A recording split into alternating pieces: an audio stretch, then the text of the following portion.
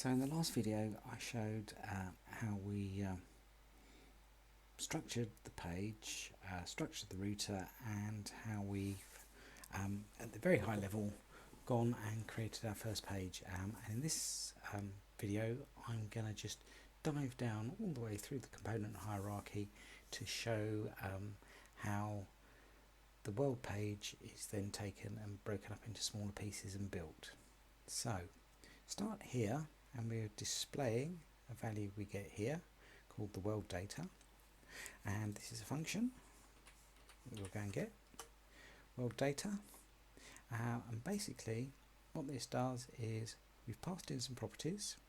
So properties are anything that live on this line, and properties come in and we'll extract out the countries.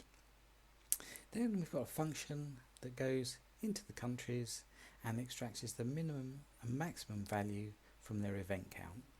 So countries have a list of event counts, and this just extracts out the minimum and maximum values. And then we go to another function, and this is D3, and I'll explain it much more in the D3 videos. But basically we're going to create ourselves a function that takes two numbers, the minimum and maximum event count, and converts any number you drop into it into a colour. So it takes the biggest number and makes that darkest red, and the smallest number and makes that the lightest yellow. And then any number that you dump into the function in between, it will bring back a colour to represent that along a spectrum. So that's what that build colour scale does. Then we drop it into our world data, which is this area here on the page, and now we have some more functional madness. Again, said in the previous video, Angular and Vue do this in a much more readable way, but what we've got here is a for each. So we're saying for each country in countries, create one of these components. So again, curly brackets means go in here, run this code and bring me back a list of things. We do this in a functional style, so we use a map, and a map, I don't think it's the best name for this function, but map takes an array of one type and converts it, maps it into another type. I think convert would be much nicer, but everybody in the world uses map and reduce. So map means convert from one data structure to another, and what we're doing is we're converting from a list of countries into a component that contains some information. It contains a key, so when we do these maps, every time we have to give it a key. So the key is the country ID. So React knows that if we change the array and we redo this map and we only change certain parts of the list, it doesn't have to rebuild the whole list. So it helps it be much more efficient. And if we didn't give it a key, it'd have to rebuild the whole list each time.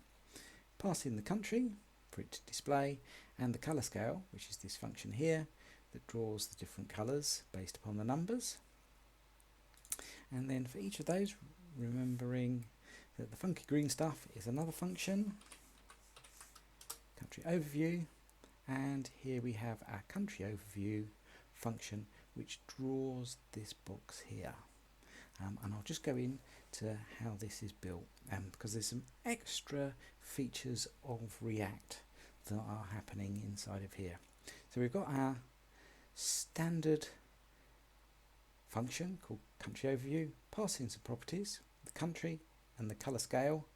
We extract those out, and then from the country we need the name and the event count, which is here and here. We take the color scale country, the color scale, and we put in the event count. Actually, we don't need that because we've already extracted it. We put in the event count, that gives us a color, and then we create a style object with that color.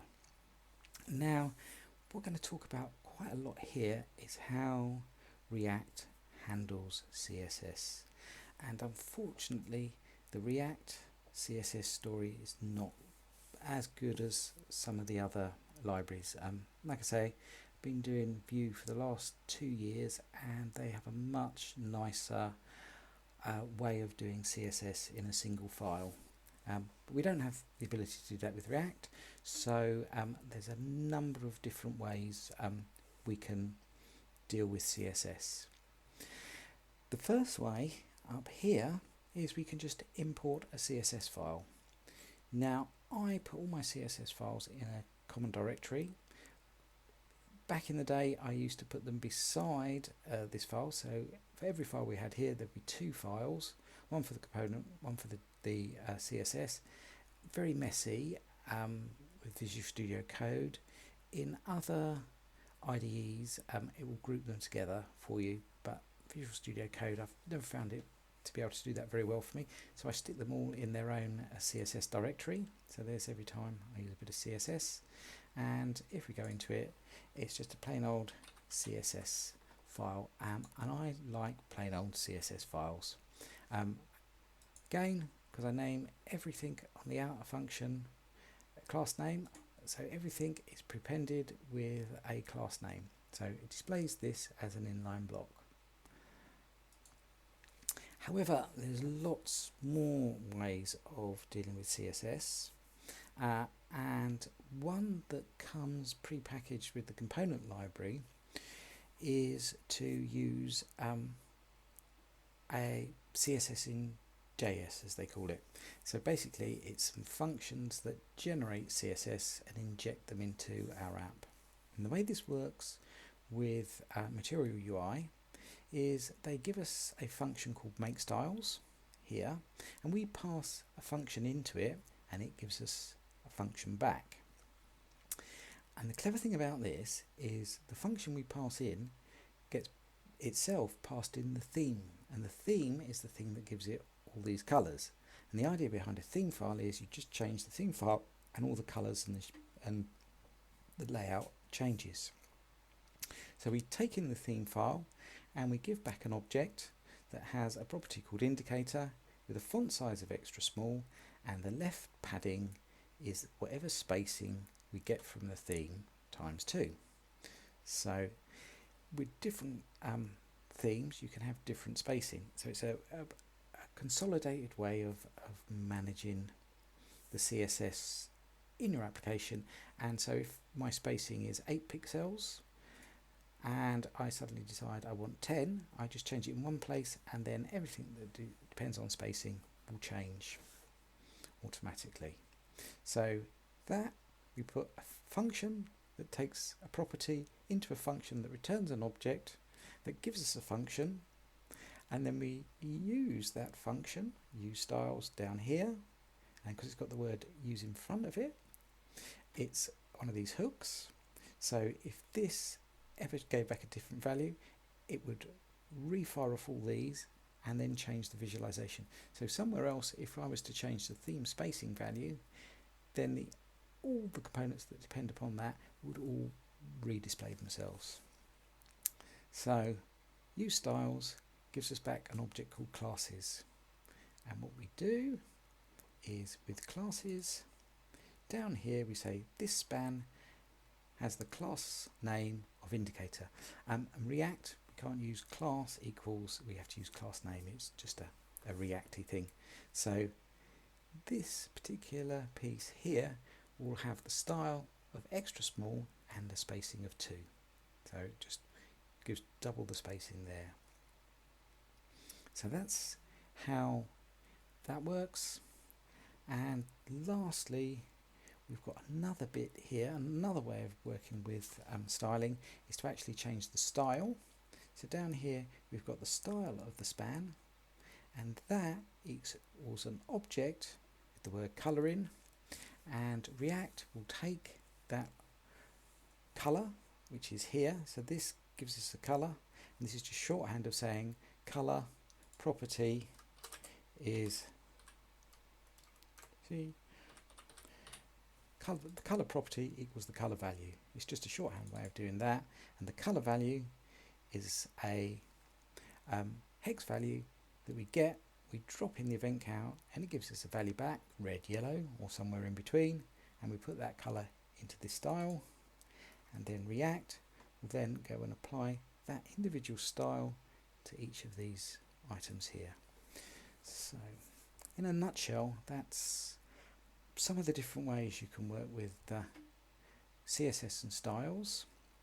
And then lastly, a very interesting thing here is called property types. So we've got a function here, and what we're doing is we're adding a property to that function. Yep, that sounds crazy, but that's JavaScript. JavaScript is function first, so functions can have their own functions, which we'll see a lot in D3, and they can also have properties. So before I return this function back, I'm going to add a property to it, and I'm going to add a property of an object, and this object is very unusual way of writing it, but this is the way we do it in React. We say this has an object of with a property of country, and it has an object in it that is required. So this is our way of saying when we call this function, we should be passing into our properties an object called country, a function called color scale, and a function called onSelection. Once we've decorated it like this, we can then pass the function out. And this is the standard way of us when we create functional components to tell the React system we're expecting something, and if we don't pass in those properties of those types, it will raise lots of console log errors for us. And this is a good way of just checking for bugs. So when you're writing components and you know it's going to have certain properties, you should name them all here with this property types. So that's the wrap up of country overview, and we'll go next video a bit more detail into D3.